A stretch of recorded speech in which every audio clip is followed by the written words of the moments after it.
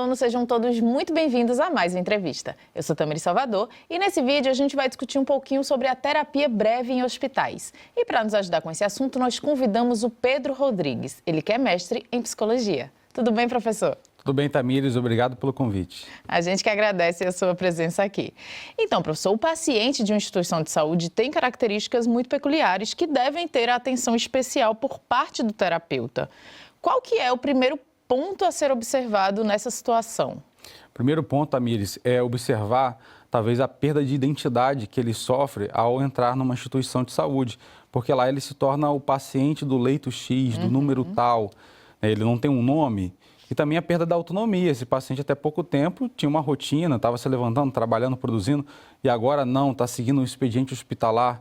Então, esse tipo de perda, né, acaba despersonalizando o paciente, a gente precisa restaurar isso. Entendi. E qual que é a melhor maneira que o profissional ele tem de buscar para resgatar mesmo essa humanidade de um paciente enfermo, identificando e flexibilizando crenças relativas à sua condição de vida atual e à futura, né? Você falou um pouquinho que antes ele estava ali na ativa e agora ele está em outra situação. Como é que é a melhor forma de lidar com isso tudo?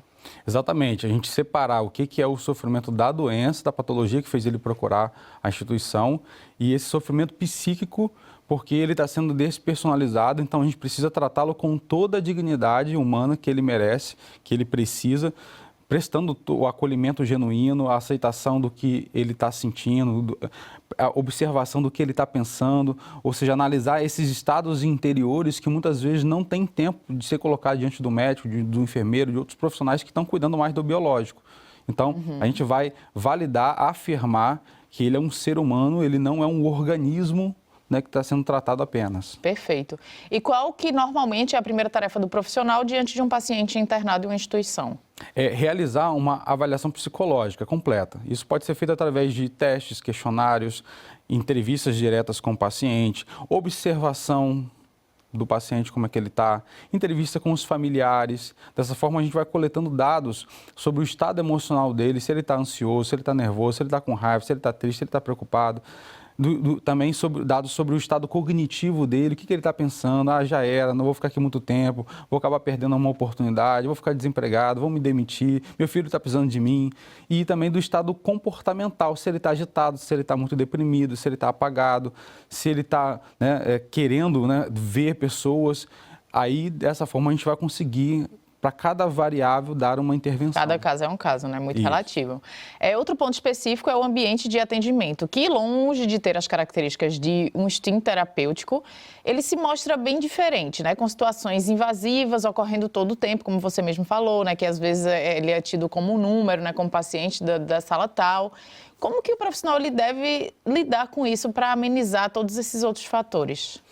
Pois é, realmente não temos muitas vezes um espaço adequado para o atendimento, porque não tem como estruturar uma sessão convencional de terapia e o próprio psicólogo pode ser invasivo, muitas vezes se colocando onde não foi chamado. Mas a gente tem uma proatividade de ofertar o serviço da psicologia, já imaginando as necessidades daquele paciente. Então, a gente tem que ter cuidado de chegar com licença, né, se apresentar, né, perceber se é um momento oportuno e ao começar ali um atendimento que deve ser focado naquelas questões, não dá para seguir uma performance de uma terapia convencional, a qualquer momento estar atento para interromper em pleno atendimento, talvez suspender, porque tem um procedimento para entrar, porque alguém entrou e aí vai ficar invasivo.